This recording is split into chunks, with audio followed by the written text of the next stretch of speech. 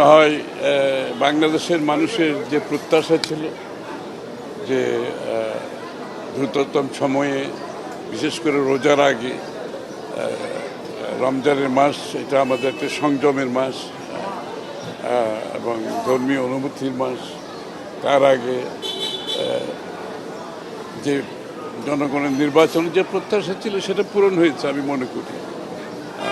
সেদিক থেকে তো আমি মনে করি এটা সফল একটা আলোচনা হয়েছে। এবং বাংলাদেশের সবচেয়ে বড় কথা হচ্ছে আমাদের বিশেষ বিশেষ সন্ধিক্ষণে আমাদের যে ঐক্যমত হয় সেটা হচ্ছে আমাদের একটা ভালো দিক দেশের জন্য। আসলে কিন্তু বাংলাদেশের একটা গুণগত পরিবর্তন হয়েছে, অস্বীকার করে বিএনপি কিন্তু প্রতিহিংসা রাজনীতিতে বিশেষ করে, সেটাকে মানুষের প্রতি হোক বা কোনো রাষ্ট্রের প্রতি হোক। আমরা একটা উদারনৈতিক রাজনৈতিক দল, আমরা মধ্যপন্থী রাজনৈতিক দল। এখানে আসলে মানুষ যত দোষী দেখবে বিএনপিকে, আসলে কিন্তু দোষ দেওয়ার কোনো যুক্তি নাই।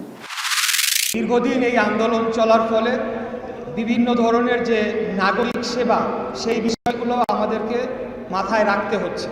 আপনাদেরকে একটু তথ্য দিতে চাই যে এই আন্দোলনের শুরু থেকেই সমস্ত জরুরি সেবা কিন্তু চলমান ছিল এবং সেটা আমাদের সিদ্ধান্তে আমরাই নিশ্চিত করেছি যে সকল ধরনের জরুরি সেবা যেগুলো রয়েছে সেগুলো যাতে চলমান থাকে, অর্থাৎ আমাদের আন্দোলনের কারণে যাতে জনগণের দুর্ভোগ তো হচ্ছেই, কিন্তু সেটি যাতে চরম আকারে না পৌঁছায়। প্রসিডিওর অনুযায়ী যেহেতু গ্রেপ্তার তাদেরকে করা যায়নি, সে কারণে আদালত আগামী এক সপ্তাহের মধ্যে তাদেরকে হাজির হওয়ার জন্য, অর্থাৎ এই আসামি শেখ হাসিনা এবং আসাদুজ্জামান খান কামালকে আগামী এক সপ্তাহের মধ্যে হাজির হওয়ার জন্য নির্দেশনা দিয়ে আদালতের এই আদেশটি দুটো বাংলাদেশের বহুল প্রচারিত পত্রিকায় বিজ্ঞপ্তি দেওয়ার জন্য আদেশ দিয়েছেন। এবং এই বিজ্ঞপ্তি অনুযায়ী তারা যাতে হাজির হন আগামী 24শে জুন তাদেরকে সেই বিজ্ঞপ্তির মাধ্যমে জানিয়ে দেওয়া হবে 24শে জুনের মধ্যে তারা যাতে এই আদালতে এসে হাজির হয়ে এই বিচার প্রক্রিয়া মোকাবেলা করেন। আগামী 24শে জুন তারিখে পরবর্তী তারিখ নির্ধারিত হয়েছে।